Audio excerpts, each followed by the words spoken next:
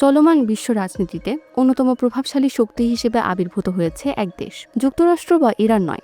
আলোচনা হচ্ছে পাকিস্তানকে নিয়ে। যে দেশটিকে মাত্র কয়েক বছর আগেও ওয়াশিংটন অবিশ্বস্ত মনে করত, সেই পাকিস্তানই এখন ডোনাল্ড ট্রাম্প প্রশাসনের অন্যতম প্রধান কৌশলগত ও ব্যবসায়িক অংশীদার। এই নাটকীয় পরিবর্তনের মূলে রয়েছে প্রেসিডেন্ট ট্রাম্পের লেনদেন নির্ভর কূটনীতি। ট্রাম্পের কাছে রাজনীতি মানে একটি লাভজনক ডিল, আর পাকিস্তান নিজেকে সেই ডিলের এক অপরিহার্য পক্ষ হিসেবে তুলে ধরেছে।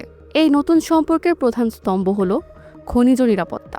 হাইটেক ও প্রতিরক্ষা সরঞ্জামের জন্য প্রয়োজনীয় রেয়ার আর্থ ম্যাটেরিয়াল এর বাজার এতদিন চীনের দখলে ছিল। আমেরিকা এখন সেই নির্ভরতা কাটাতে পাকিস্তানের বেলুচিস্তান অঞ্চলের খনিগুলোর দিকে ঝুঁকছে। 2025 সালে স্বাক্ষরিত $500 মিলিয়ন এক চুক্তির মাধ্যমে লিথিয়াম ও তামার মতো মূল্যবান খনিজ এখন আমেরিকার টেকনোলজি খাতের জন্য উন্মুক্ত। এমনকি ট্রাম্প পরিবারের ব্যক্তিগত ক্রিপ্টোকারেন্সি ব্যবসার সঙ্গেও যুক্ত হয়েছে ইসলামাবাদ। শুধু ব্যবসা নয়, যুদ্ধক্ষেত্রেও নিজেদের সামর্থ্য প্রমাণ করেছে পাকিস্তান। 2025 সালে ভারতের সঙ্গে 4 দিনের যুদ্ধে আকাশপথে পাকিস্তানি বাহিনীর কারিগরি দক্ষতা পেন্টাগনের সমরবিদদেরও চমকে দেয়। ফলে ট্রাম্পের কাছে দেশটির সামরিক নেতৃত্ব এখন অনেক বেশি নির্ভরযোগ্য।